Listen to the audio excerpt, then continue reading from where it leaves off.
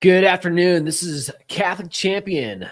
John Yep, your host. My co-host, Michael Hichborn. On the docket today, we got crazy stuff happening in the Charlotte Diocese. A lot of Catholics talking about it. We also have deportation update, and people are mentioning, should we suspend the writ of habeas corpus, and a good old Jab 19 update. Thanks. Compliments of RFK Jr. Stay tuned.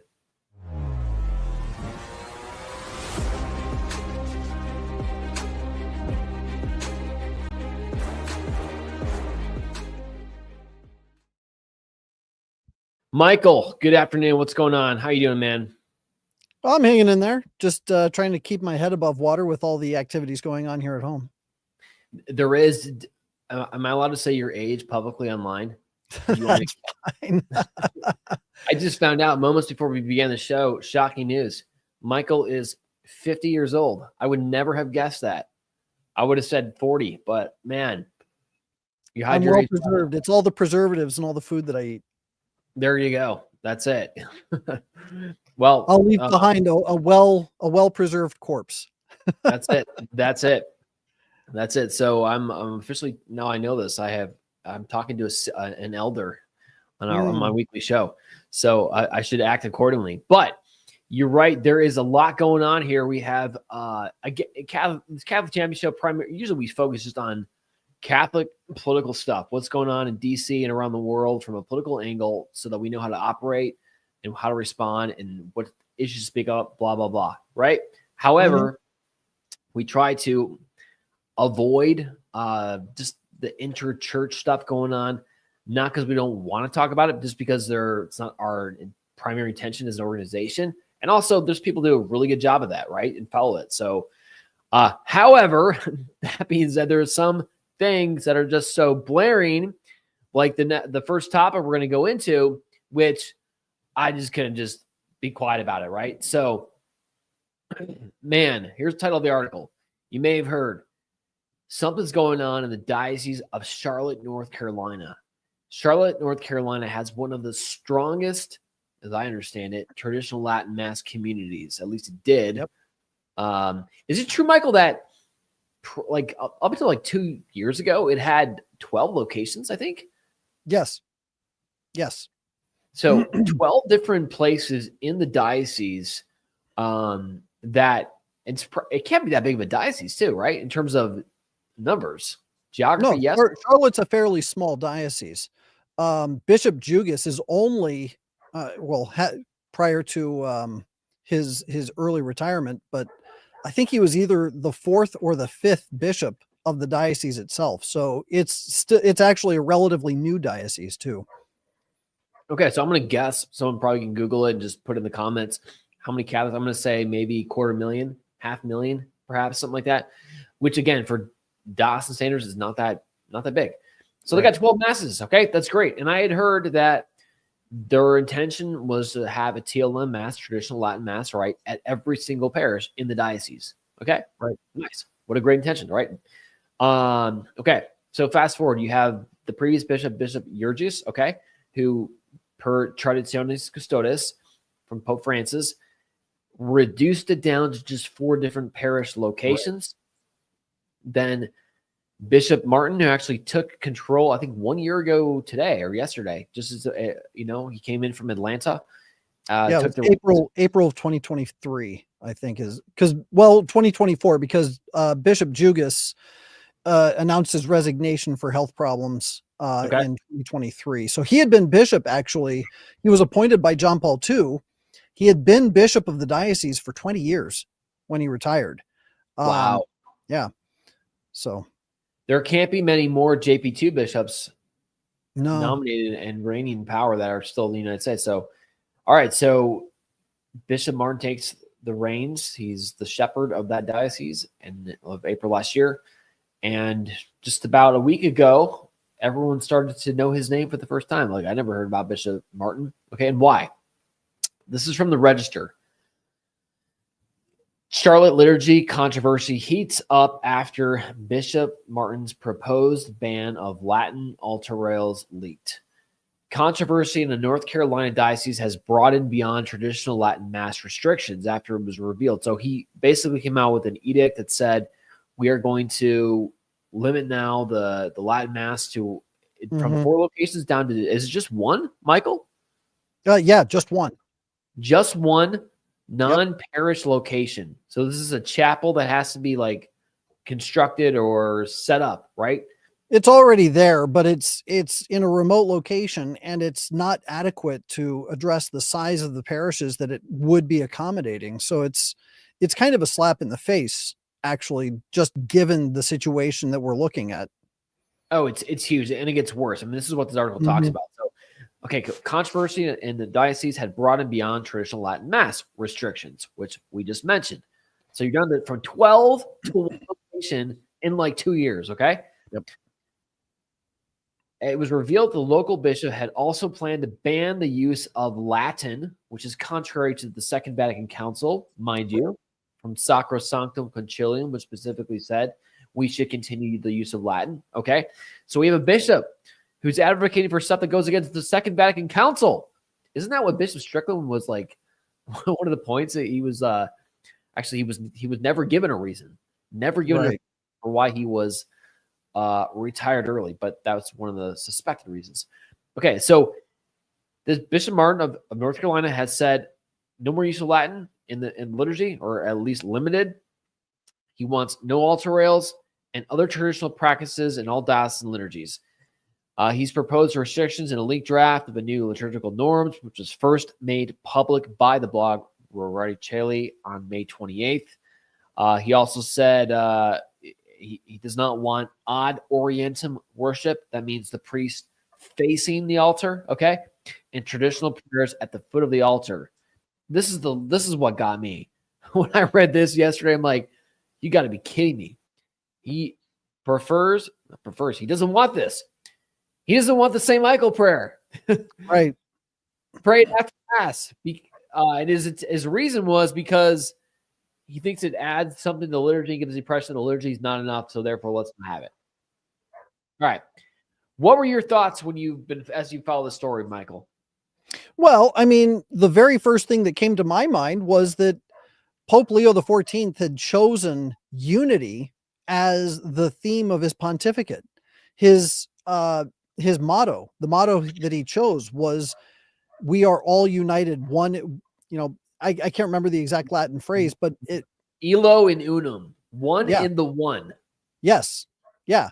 So it's that we are all one, that we are all united, unified. And what Bishop Martin is doing, and what is it with people with the last name Martin? I mean, Father James Martin, Bishop Martin, I mean, they seem to be all in the same boat. But we have this situation now where he is ostracizing an entire portion of the church that has been holding fast to the church's traditions and maintaining the church's traditions. You have to remember, do you know what happened in the Soviet Union with the rise of communism? It was the Soviets, Christianity, how they stamped it out a little bit, yeah. Well, not just stamping out Christianity, but the first thing they went after were the customs. They tried desperately to sever Russia from her past, because the whole idea was progressive and not looking back. We're always looking forward. We're always progressing into the future. We're not going to look back. And they wanted to cut off all of the old traditions, the old customs. And what happened was that the old babushkas, the old grandmothers, were the ones that they hid the very rich Russian traditions in boxes and kept them sequestered, but they fostered them in the children. As the children would come over, and the parents, of course, were being forced to work, they would teach the children these old customs and old traditions. They kept those customs and traditions alive. So what's happening here is that the customs of the church, our patrimony, the very history that we came from, our forefathers they were raised in this Mass. How many countless saints were raised in this Mass? They're trying not just to, move in a new direction while understanding and recognizing where we came from. Ultimately, what this is, it's an assault on the traditions and customs of the church, as if to cut them off and say they're not there anymore. That's what Bishop Martin is actually doing. If you read his whole letter, it's a huge assault on tradition, because every time he says we're not going to kneel for the consecration, you're not going to kneel for Holy Communion, you're not going to receive communion on the tongue, you're not going to ring the bell to open mass, and he says, because this is the way things used to be done and we don't do them anymore. In other words, we don't want to even remember the past. So don't have any of these vestiges of the past. Don't have any of these appearances or attachments to the way things used to be done. We've severed it. Move on, move forward. That's what he's doing.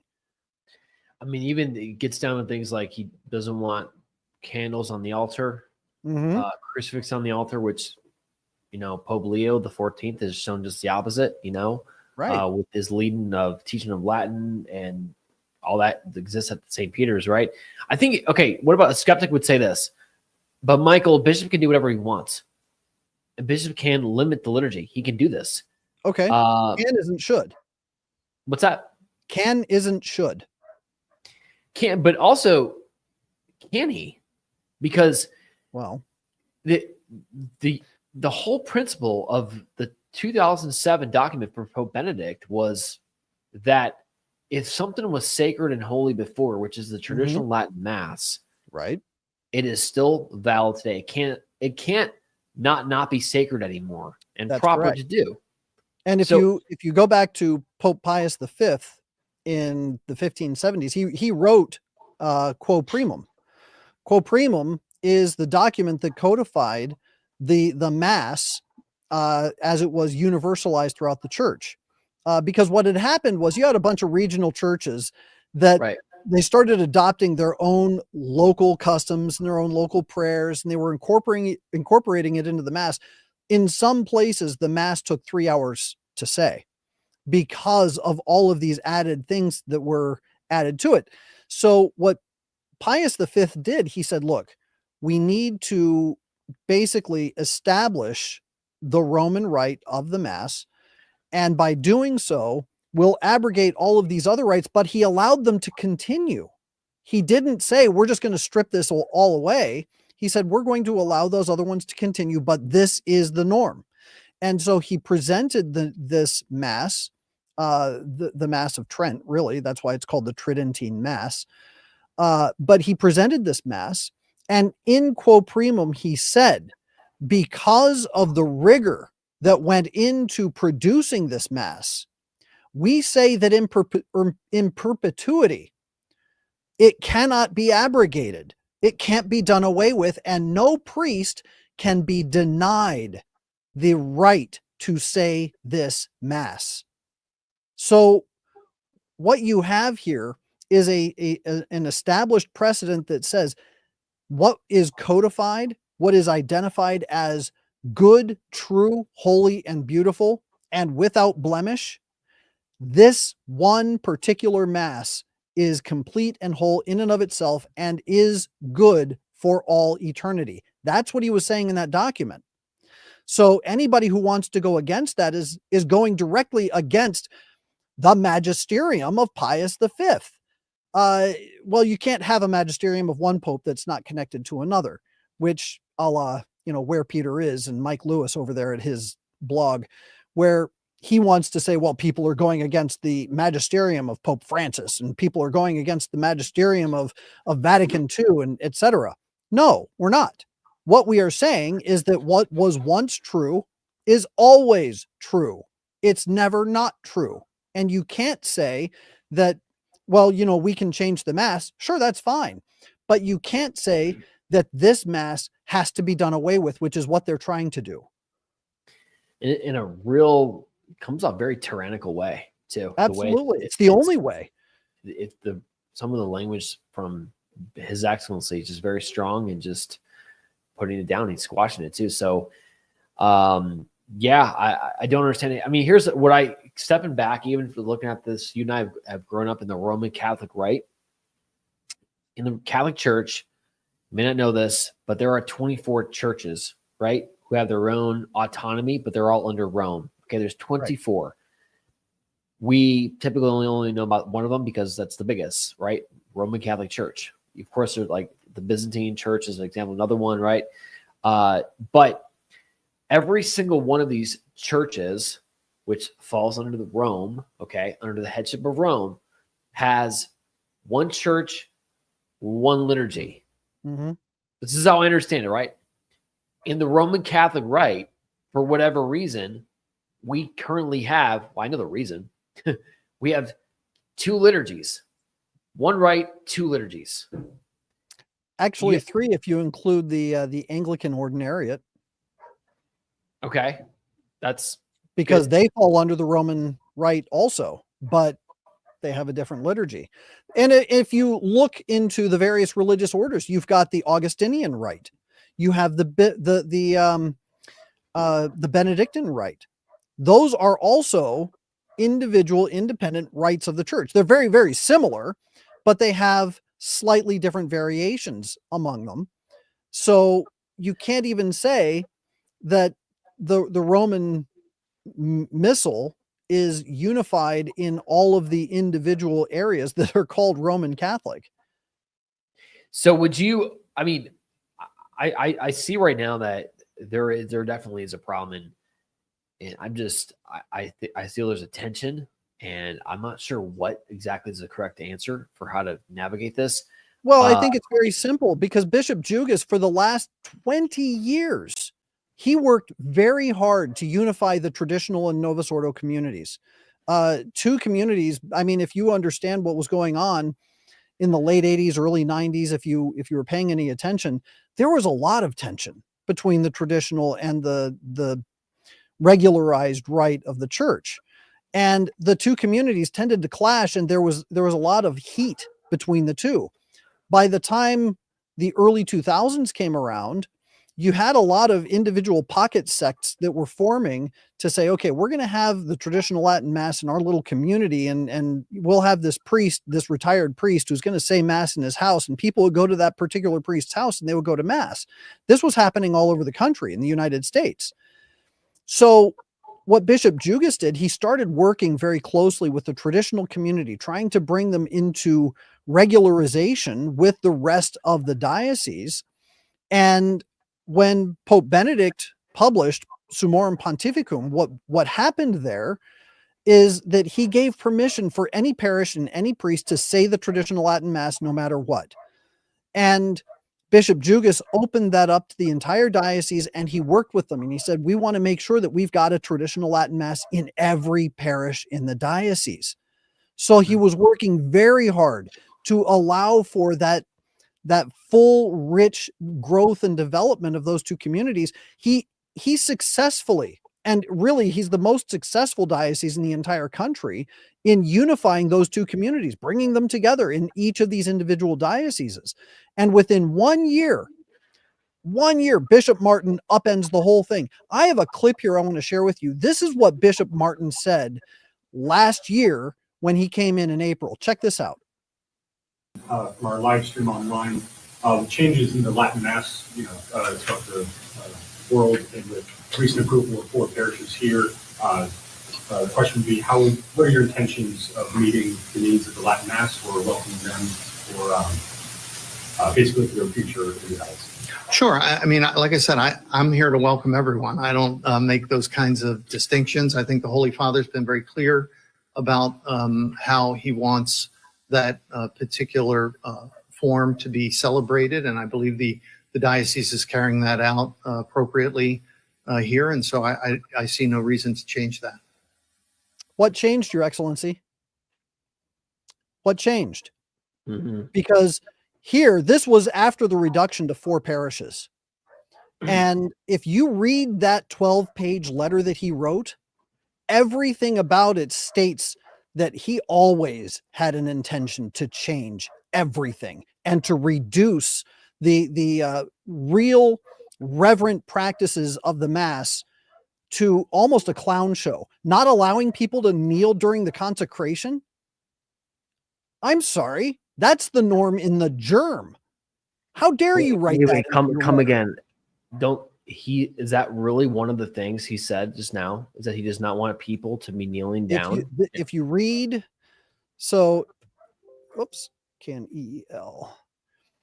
So if you read in his instructions, his 11-page instruction, he says, he's talking about kneeling, and he says, for this reason, the USCCB has established with Rome's approval a normative posture for Holy Communion, which is standing after having bowed one's head. And then he wants you standing during Holy Communion. But if you look, he has a portion here in consecration. Let me see.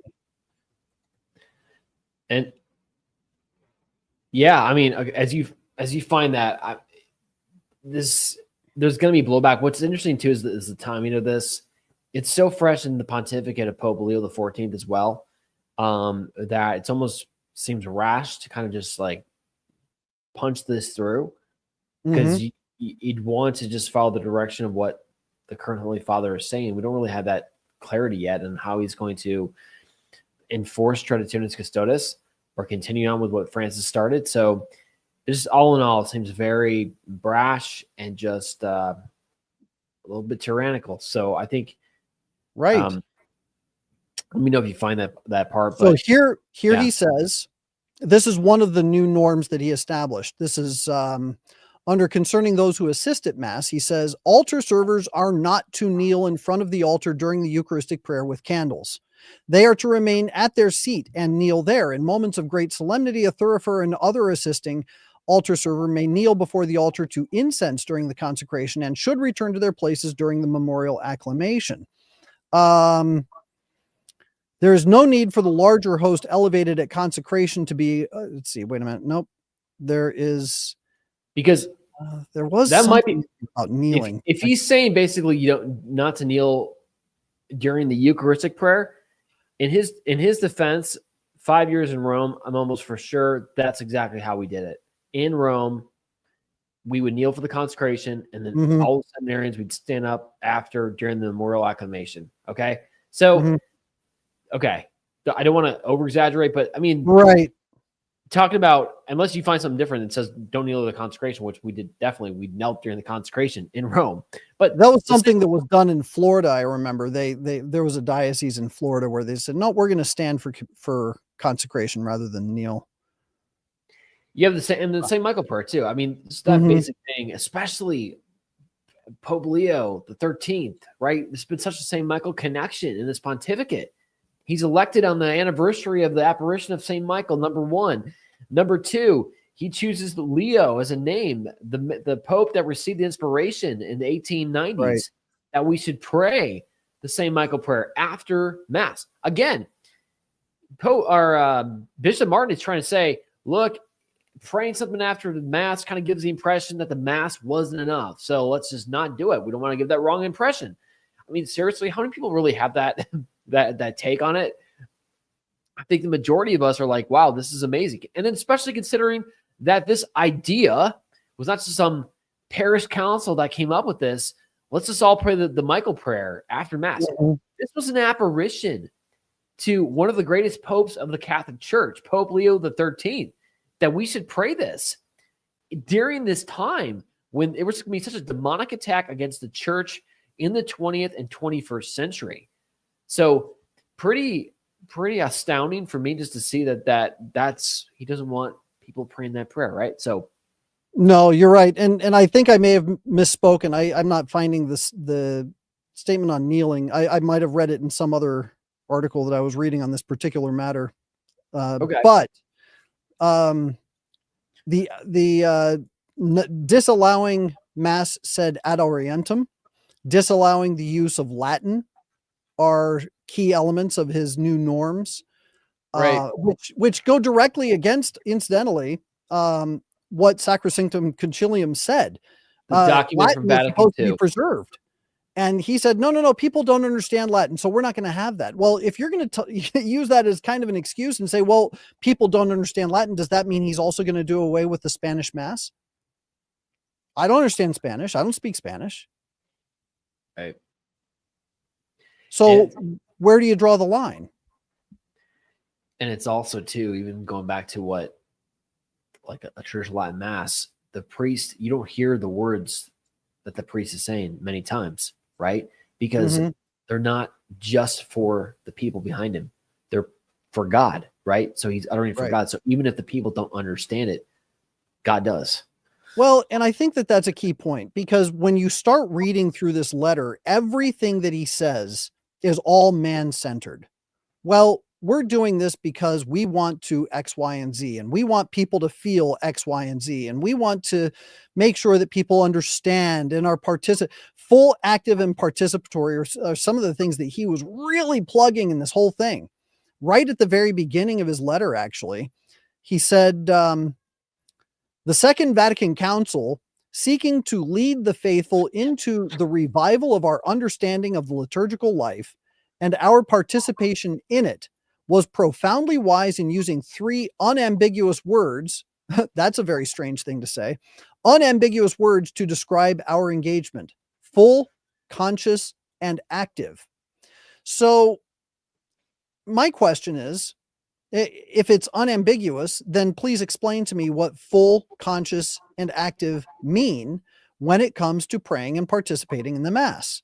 Because prior to the Second Vatican Council, would you say that the Mass itself did not allow for full, active, and full, active, and conscious participation?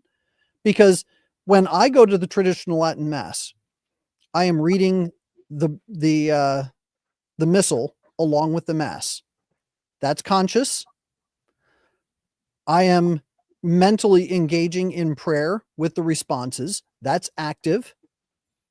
And at the consecration and at the prayers at the foot of the altar and at some of the key points in the Mass, I am deliberately offering up my thoughts, my prayers, my meditations, my supplications, everything in line with the activities of the Mass. So how is this not full? So when they say, well, we want to make sure that full, active, and conscious participation, and it's unambiguous, but you haven't even defined what that means. And you haven't even explained how that wasn't the case before. But this is the essence of the problem with the change of the Mass, because every time I ask, why was this done? Why did they rewrite the Mass? They don't really have an answer. Nobody does. They say, well, it's just done. It's just the way it is. And you have to go along with it. Are you saying that the Pope doesn't have the ability or the authority or the power to change the Mass? No, I'm not saying that. What I'm asking is, why was this necessary? What was the rationale for doing it? And I can't get an answer. No one can give an answer. So just because you can do a thing doesn't mean you should. Submit a dubia, Michael. I should. Maybe you get an answer. You just never know. But it's you're right. I mean, full, active, and conscious.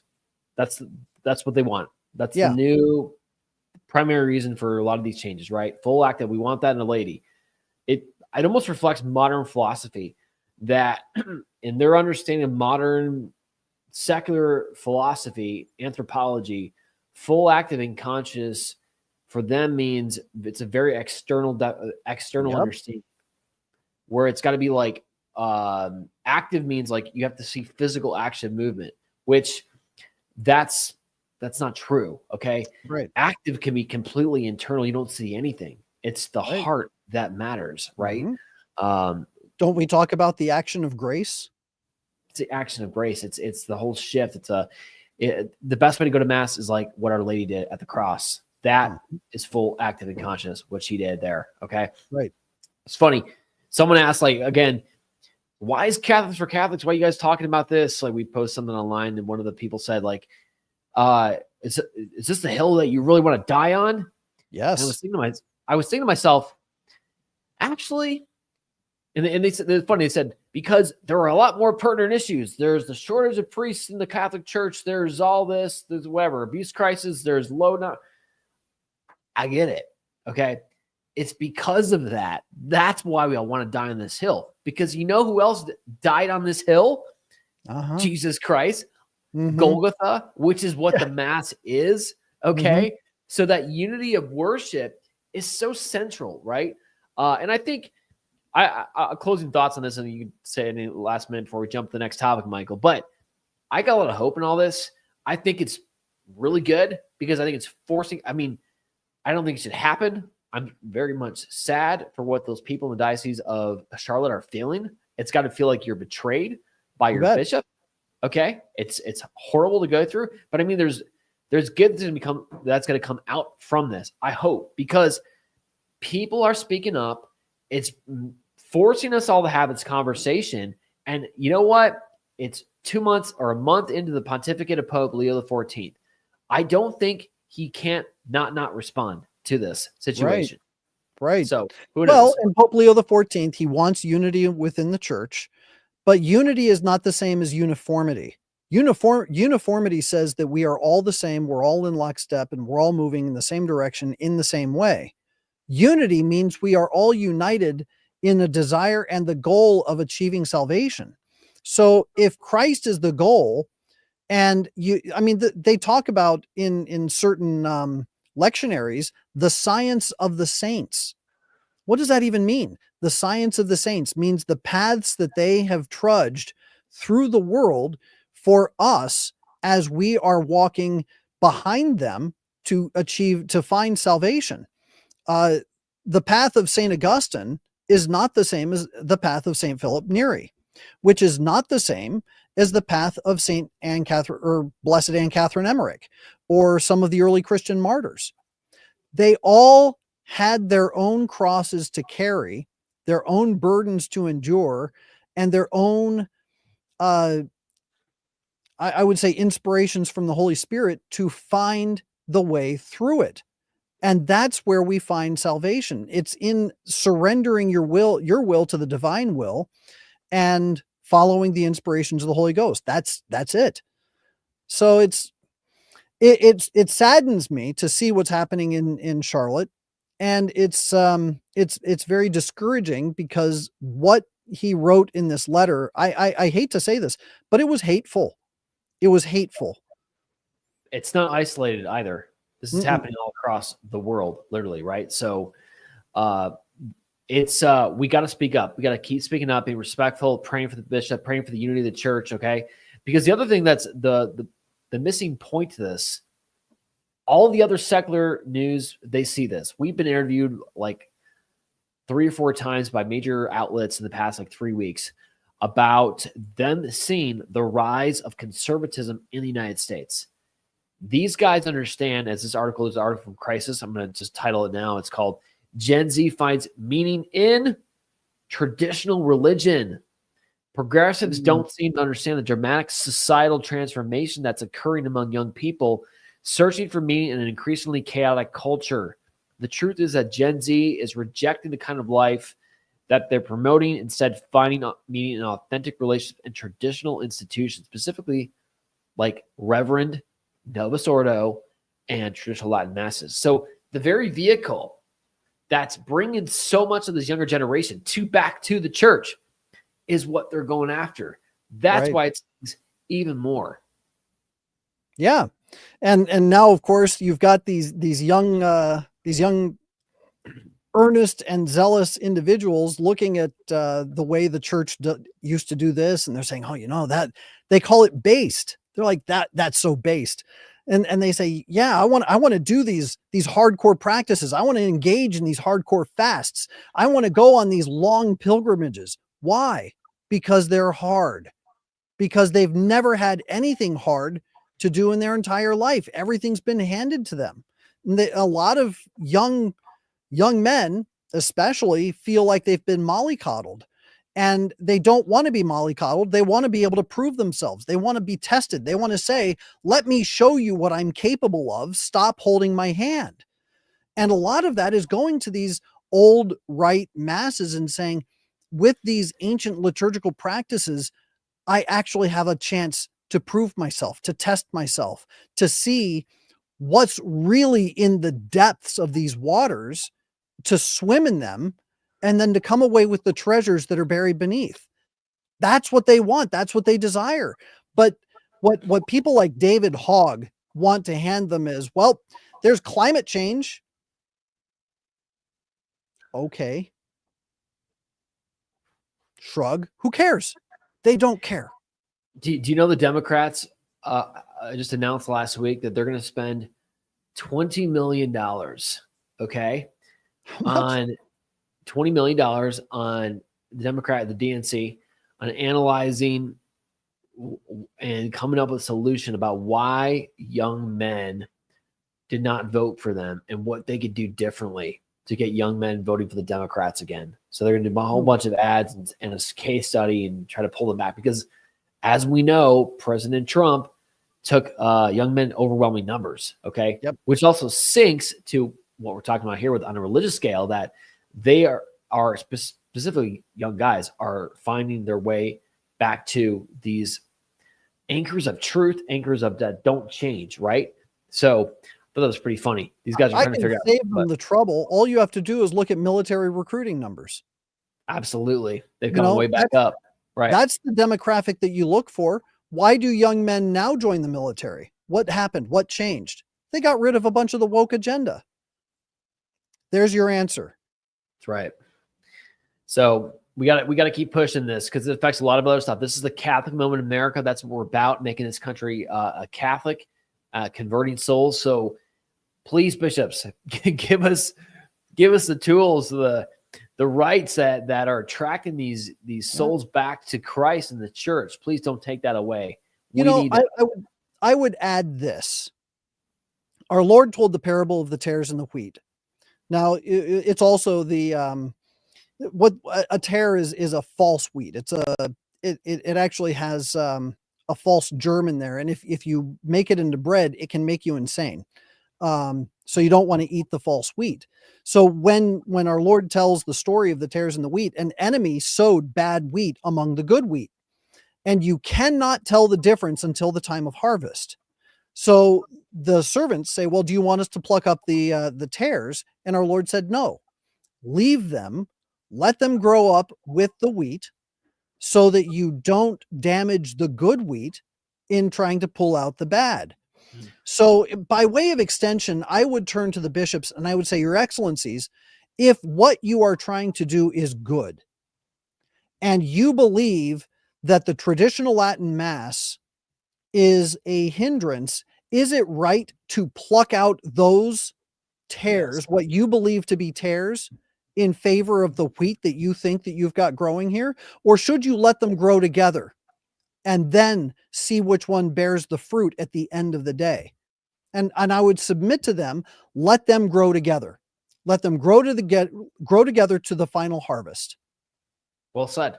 I agree. We'll be following this case closely. I mean, as everyone is on Catholic's Twitter or Catholic X, because this is important. The liturgy is everything for the church, right? Going to over to the U.S. side, man, a lot going on in the government. That needs our prayers and our focus. So we have the deportation update, right? So this is received a mandate from the people to take care of the legal invasion of the country back when he won in a landslide in November. The millions who came here, many of them just not so good people, right? And Tom Homan and his crew have been going at it and going and removing a lot of those gang members, et cetera, and taking it back. But this and other issues that Trump has set out to do have been blocked by the courts. Okay. These are lower courts many times. Okay. These are just lone judges who have come out and said, okay, you guys just arrested these people. You're about to bring them back to their country of origin. I think there was even a case, right, where they were actually on a plane. Okay. Yep. They were on a plane flying back to Venezuela. These are not American citizens. Right. And the plane had to turn around and come back. Right. Yep. So I'm going to read you part of this article. This is from Epoch Times. Trump administration asked Supreme Court to lift restrictions on deportations to third countries. The Trump is asking SCOTUS to block a lower court order restricting the ability of the Department of Homeland Security to deport illegal immigrants to nations other than their home countries on behalf of a nationwide class of aliens with final orders of removal. the district court issued an extraordinary preliminary injunction that restrains DHS from exercising its undisputed statutory authority to remove an alien to a country not specifically identified in his removal order. Blah, blah, blah. And it just goes on. They have been blocking a lot of the key decisions of the Trump administration, and it brings up a constitutional crisis of sorts.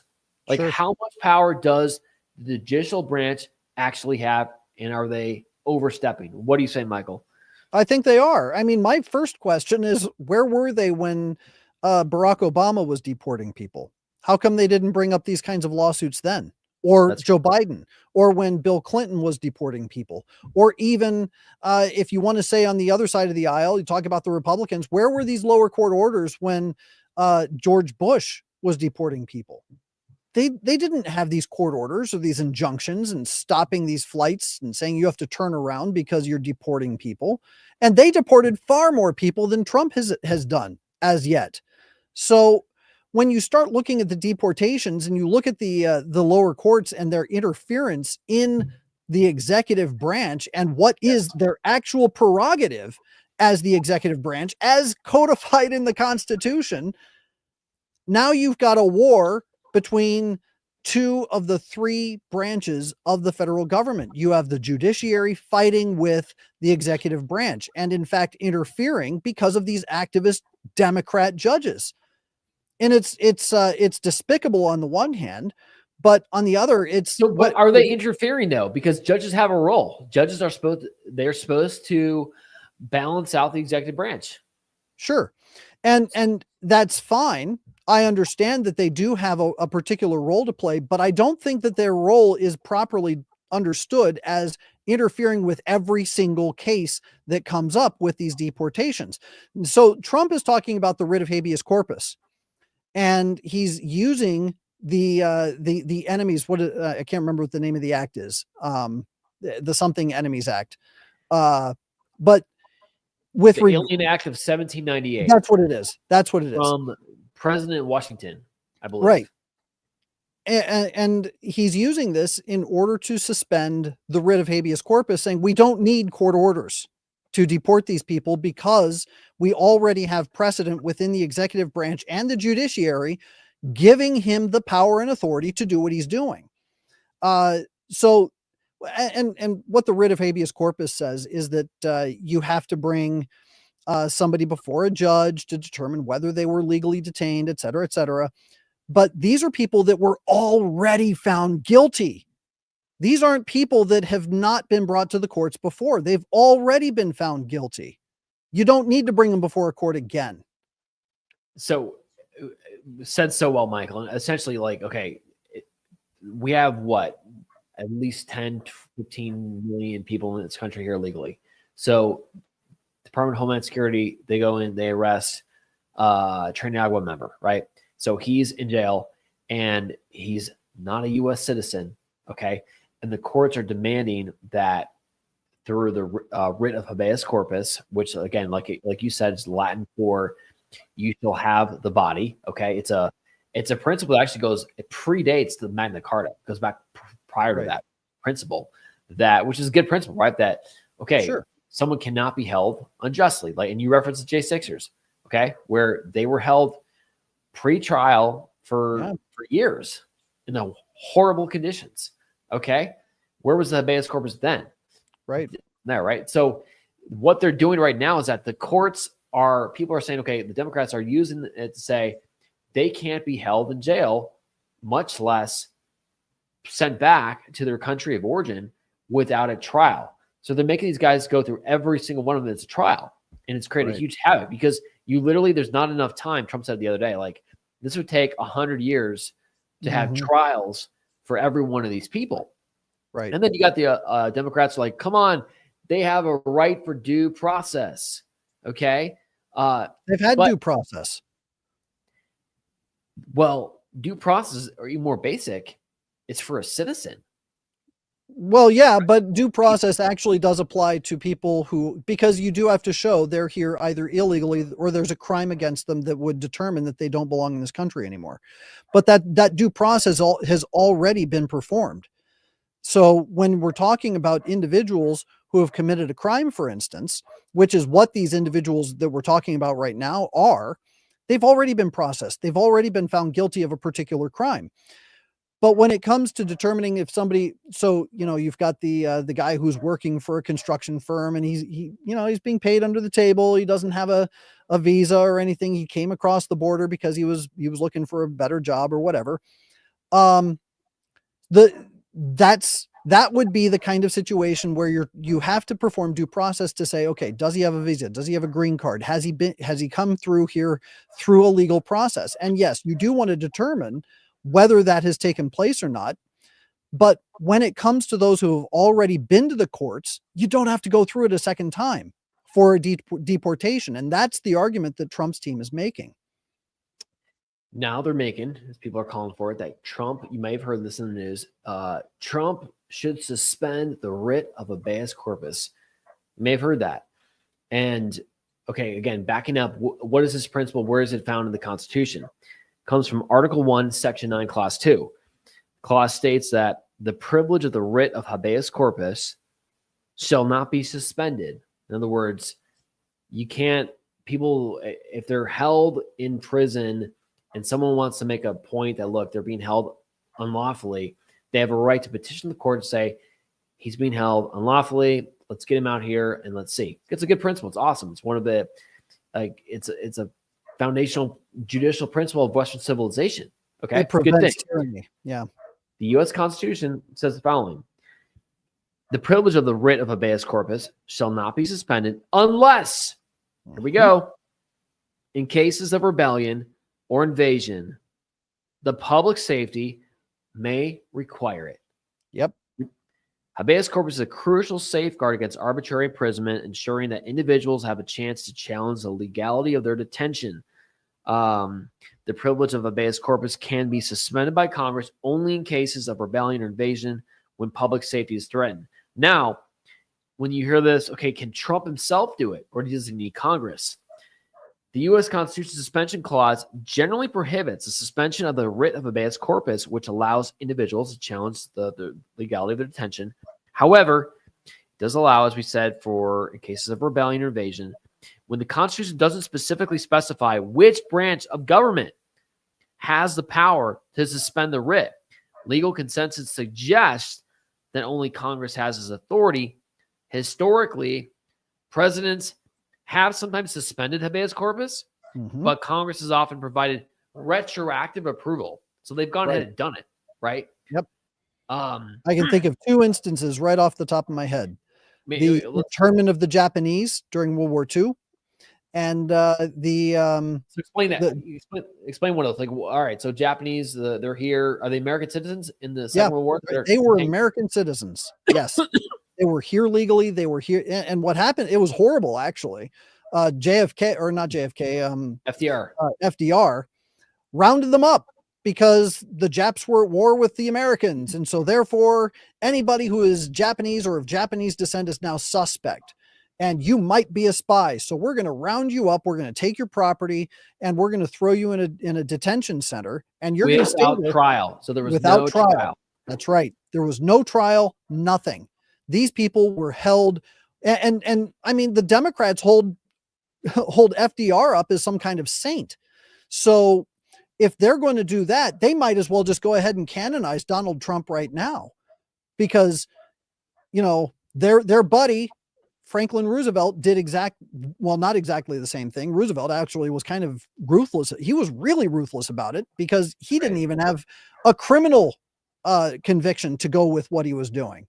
You also have Abraham Lincoln, who went in and he arrested a whole bunch of political prisoners or people who were political opponents and said, you know what, we're going to arrest you and we're going to arrest you and we're going to throw you in prison and disband the writ of habeas corpus because right now we're in a crisis situation and you can cause problems for what my administration is trying to accomplish. So there are two very clear instances of this taking place. And what Donald Trump is doing is nothing even close, not even remotely close to what those two did. Because what he is saying is that we just need to go in and make sure that these criminals that are here illegally are no longer here. That's all he's doing.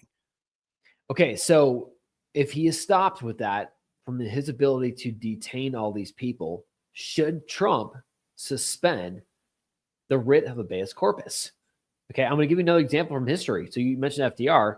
Like the first time it ever happened was by President Abraham Lincoln during the Civil War, right? It was basically originated in the early Civil War, where Washington, D.C. was surrounded by essentially a slave state, Maryland, your neck of the woods, Michael, right?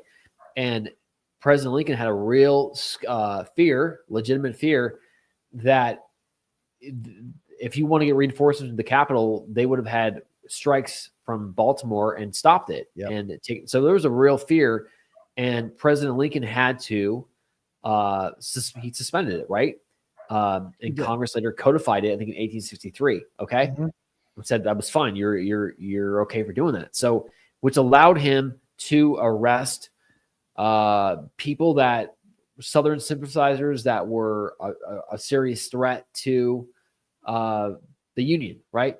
So, what do you think? I mean, do you think Trump has the power right now? Because people would argue that there has been an invasion in this country.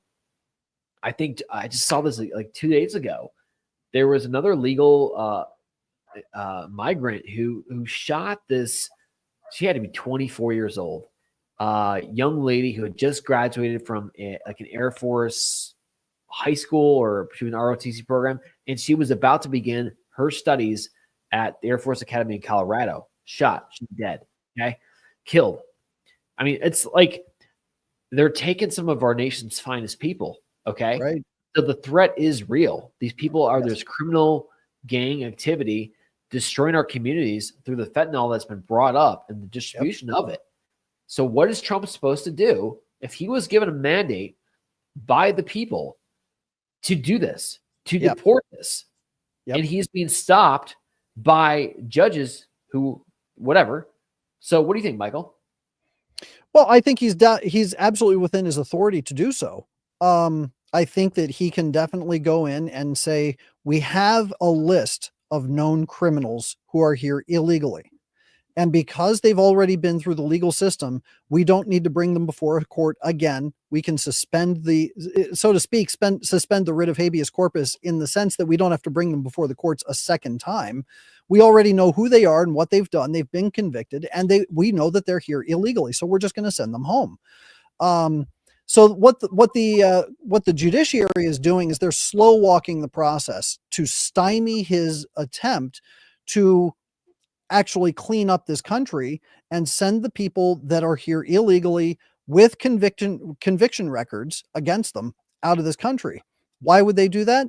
Because they want the strife, the conflict, the drama in this country to continue to stir things up so that they can ultimately push their socialist agenda. That's what this is really all about. So do I think that Trump's within his rights? I think that he is. I think that he should move forward with this. I support it anyway. It's interesting that the Supreme Court just today issued a statement. Supreme Court limits judges' authority to block infrastructure projects over environmental concerns. The Supreme Court today stopped lower courts. They handed down a decision curbing judicial authority at a time when President Trump's administration is loudly complaining about alleged judicial overreach. I think it was like 8-0 on this one. Wow. Yeah, 8-0.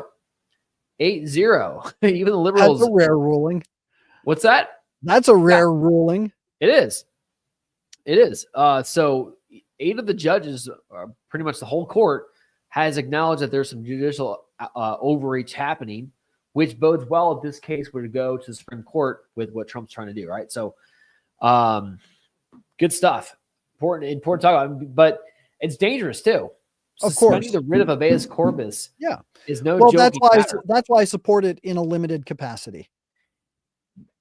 Because exactly what the Constitution says. Yep. In case of invasions are no laughing matter, okay? And that's precisely what we've had the last 4 years under President Joe Biden, okay? Or under President Otto Penn. Yeah. Yeah, I mean, it's President Autopen, but I mean, this has been an ongoing problem because we've had border states that have either not been willing to or not been able to patrol the border and to make sure that these illegals aren't coming in. So it's a long-term problem. The Democrats have been stymieing any real resolve to stop the process of illegals coming in this country. And I mean, this is why they were so desperate to stop him in 2016, because they didn't want that wall. They didn't want to stop these people coming in. Why? Because they need the votes. They need these people that they can indoctrinate and say, well, we let you in. We're the ones who are letting you in. So you owe us. You should vote for us. Here are your Spanish cards that'll tell you who to vote for. Just go in and get a driver's license and submit it. So that, and they're also the ones that say, we don't want to have any voter ID. We don't want voter ID laws. We don't want any streamlined process that makes sure that only citizens are voting in elections. It's all connected. Right. It is, there's, and also one of the key points of Trump agenda too is the whole tariff. Trump is using the tariffs to leverage back American, the economy and the jobs, et cetera, right? And then I think he was just handed out a decision by a lower court as well yesterday, which also went after his ability to do that as an executive branch, which we could talk about maybe next week, because that's also important. People have a great misunderstanding too of the history of tariffs. I was listening to a great piece the other day that, did you know, Michael, that the second action that the second bill ever signed in this country was by George Washington, and it was specifically about tariff, and they imposed a 5% tariff on all goods coming in from outside the United States. That was the second bill ever signed. And up until, I think, by the time of the Civil War, there was our entire national income was through tariffs. Okay. Save for like $20,000 or something crazy like that. And there was no income tax too. So, but that'd be a great topic for next week. So I think we got to hit one more topic because this is important. Okay. And to do this topic, I'm just going to invite everyone to just imagine the following. Okay. Imagine, not that this would ever happen, that roughly 5 years ago, that there would be this virus that would spread, that we heard came from a lab. Okay. Hypothetically. Hypothetically, imagine telling your kids this when they're like growing up and like, you have to explain this.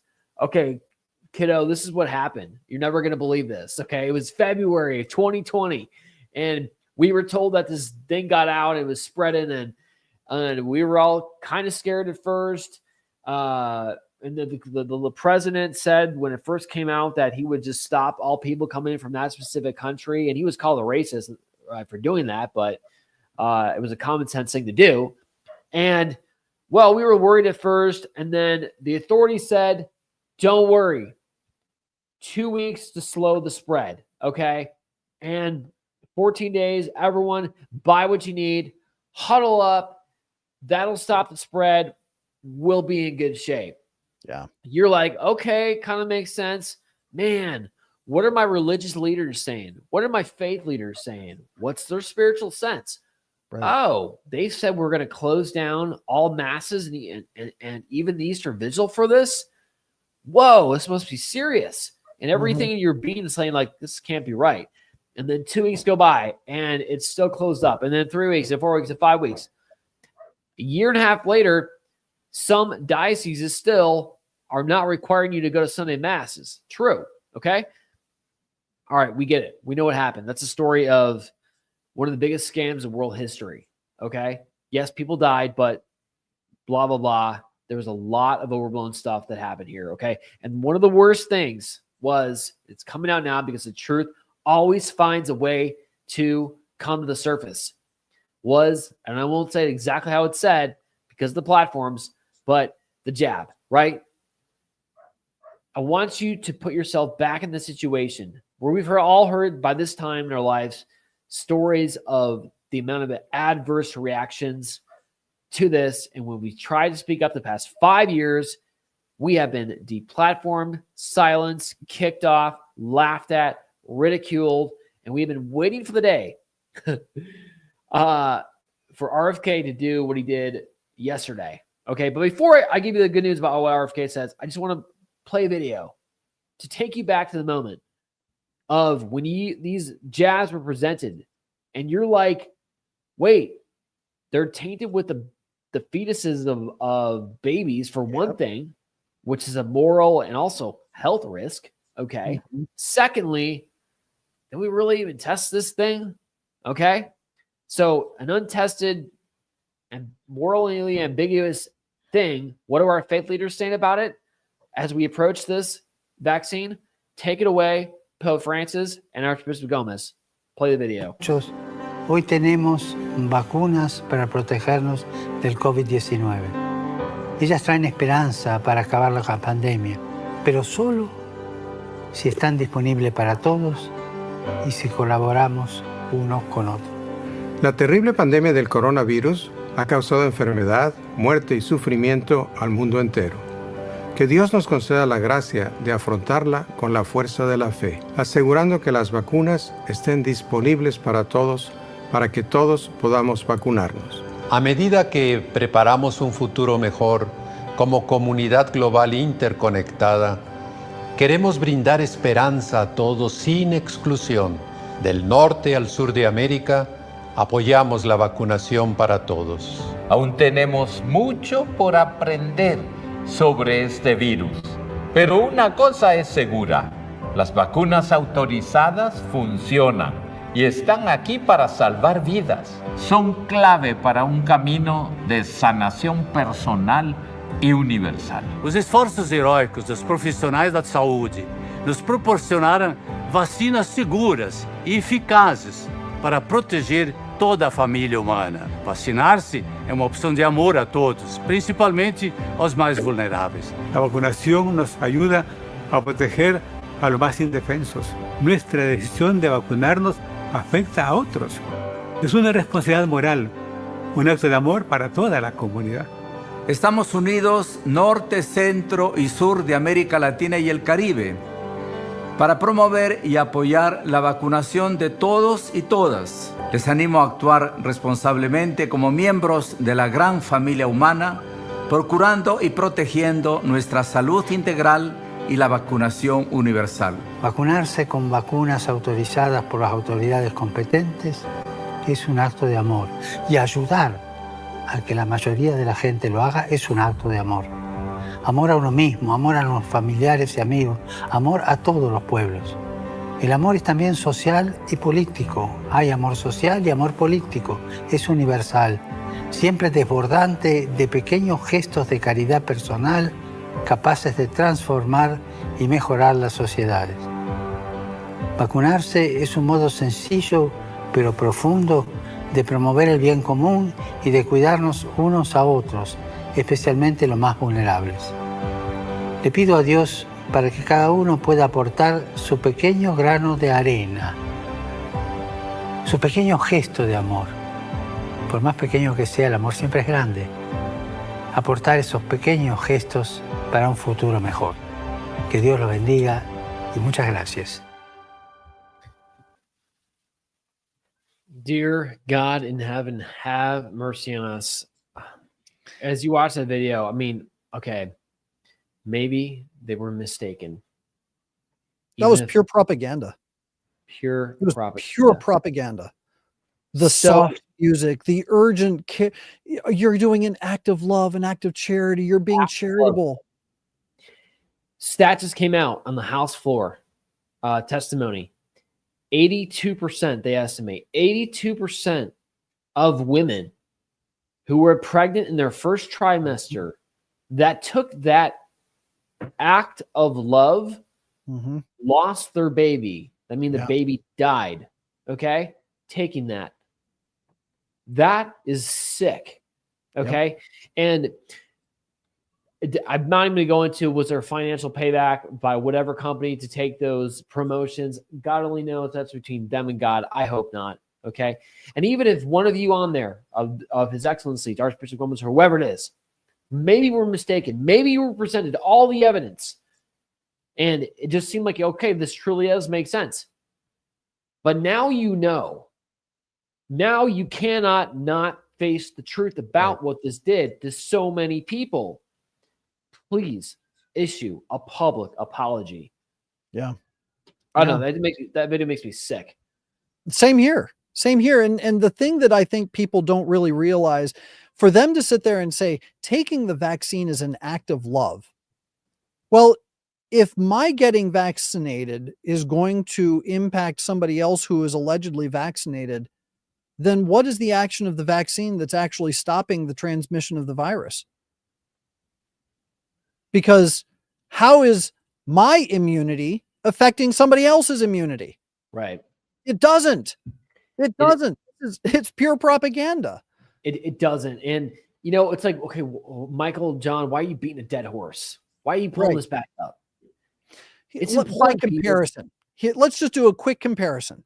Yeah. If I have a computer and my computer has an antivirus program on it, and you have a computer and your computer does not have an antivirus program on it, and our computers communicate, and my computer says, you're trying to send me a virus and I block it, but you've still got one.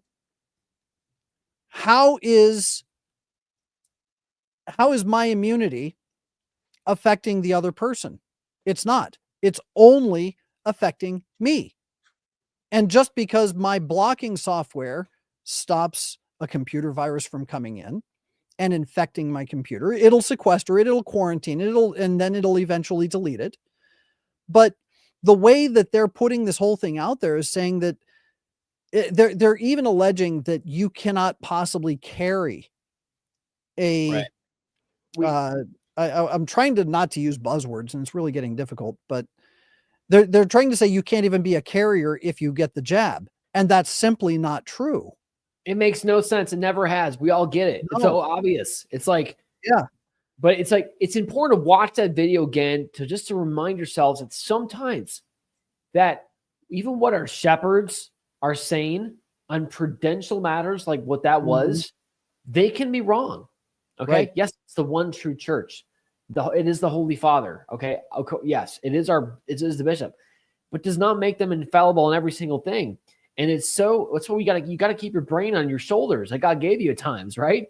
So, and it's important for laity to have these discussions with respect, of course, but also respect for the 82% of babies that died. Okay. Right. Because following the bad advice, the horrible, evil advice, because were there financial kickbacks? God only knows, like I said, for saying that kind of stuff. Who knows? But RFK comes out yesterday. What happens? CDC, the famous CDC, stops recommending COVID vaccines for healthy children and pregnant women. Health officials on May 27th announced their narrowing recommendations for the COVID-19 vaccinations. I couldn't be more pleased to announce that as of today, the COVID vaccine for healthy children and healthy pregnant women has been removed from the CDC recommended immunization schedule. It goes on, right?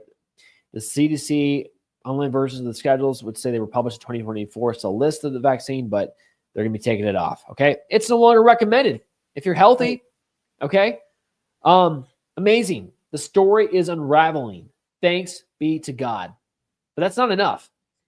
The people who knew this need to be investigated. Yes, absolutely.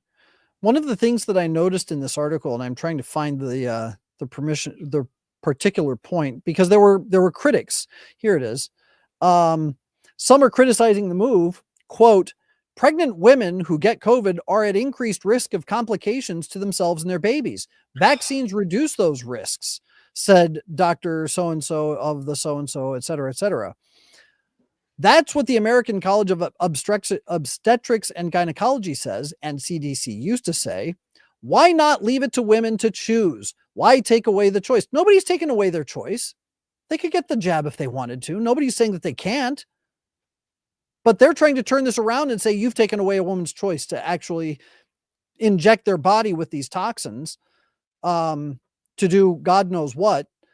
And at the same time, they're saying that not only are they taking away their choice to get this jab, but now they're also saying that they're increasing women's risk without even recognizing the fact that 82% of women that took it lost their children. I mean, the duplicity in their mindset is just mind-boggling. It's crazy. It's sick. It's I'm gonna throw one more video on the screen. We knew this was going on. Think about our military. Thank God Trump is reversing that, specifically through Ed Martin, his he's the pardon czar, good friend. Was going to be the DC circuit attorney, right? Democrats stopped that. Actually, Tom Tillis, the Republicans, stopped that. So Trump says, okay, you're the pardon czar. You're going to go back over all the cases of people that were unjustly targeted by the Biden administration, and we're going to pardon them. Thank God. What a great role for our friend Ed. Yeah. Okay. So the military, those soldiers who one of my good friends, I was going to hire him actually. He had received a spot for a coveted position into the Marine pilot program to be one of those incredible aviators, right? And they're limited, and they were trying to make him take the jab before he did, and he delayed as long as he could.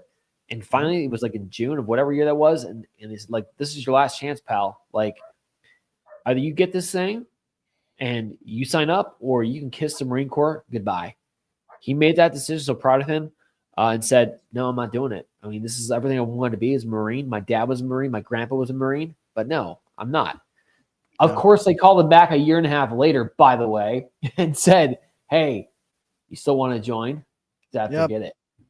Anyway, think about that. Those soldiers who had to go through this, a lot of them had to take it. They just did it because they had no other choice. They were forced to. Watch this video. It'll make you sick. Go for the leg. Who's going for the leg? Are you choosing to be non-compliant? You get one leg. Are you choosing to be non-compliant? Get on the floor! Get on the floor! Get on the floor! Let's go! Get on the floor! Get on the floor! Get on the fucking floor! Stop resisting! Where's the handcuff? I need a handcuff right now. Get his arm. I got it. Here, get the handcuff to the legs. I need a handcuff. I'm going for his left arm. All right. Oh. Stop resisting! Stop resisting! You will get tagged! You will get tagged! All right, right to that. Just wait. I got left cuff on. Stop resisting or you will get tagged! Ankles on! Do you hear me? Do not move. Do not move. You will get tagged! I got it. Put it behind his back. All right. I got his other arm. Dude, my shoulder hurts. His right arm. It's right there. Give us your other arm! I can't. Stay down. Right under his chest. Stay down. Fuck, dude. Stay down. Go for it. Stay down. Where's black glove in this? Move your hand. Dude, my left toe is breaking. My pinky, left toe. All right. Get the shots I'm still on. breathing. Little lock. Little double lock. Yeah, they do. Get them locked. Stay down. All right, check it. Just try to squeeze it and see if it. Cool. Go double lock. All right. We're gonna see it later. All right. We're gonna lift him up. Let's cut. We're gonna lift you up to your knees. Or you want him to carry? You want us to carry him? Carry him like Carry that. him. Just like that. Okay. So you basically just a bit there, what's going on, and it's we can leave it there. It's just it was a forced jab. They literally took that individual, that 18-year-old soldier, right, and they forced him to take that. I mean, God knows if he had any like serious side effects. But I'd love to know his condition now.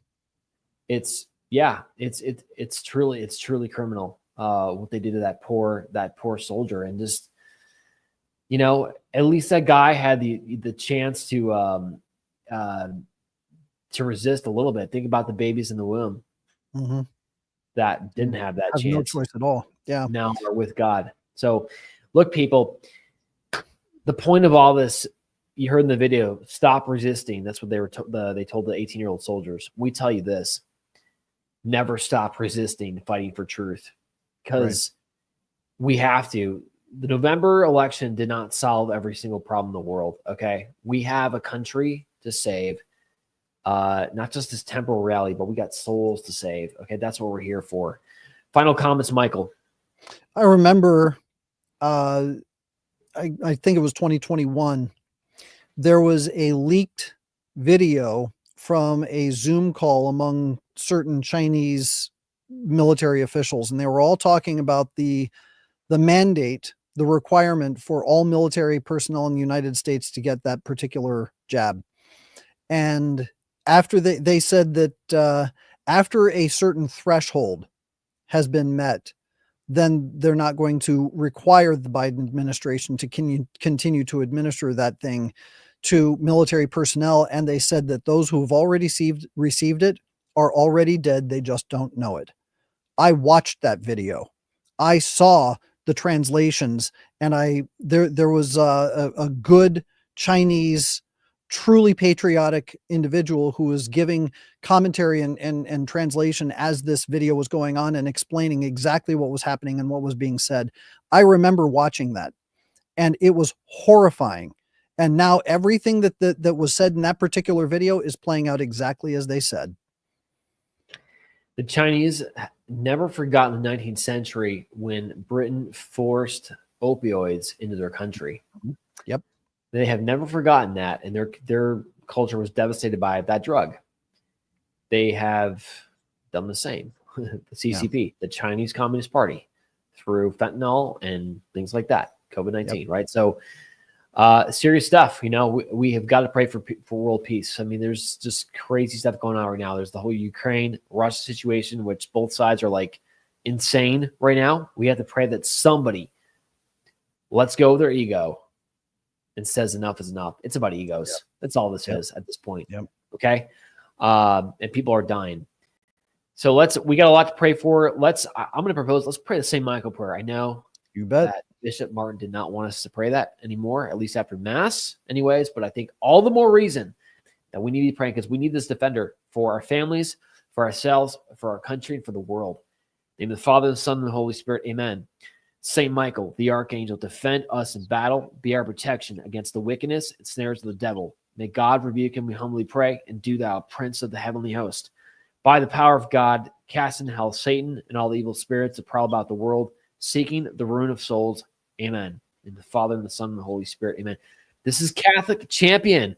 Love this show. Love this movement. It's a great time to be a Catholic and American. We'll see you next week.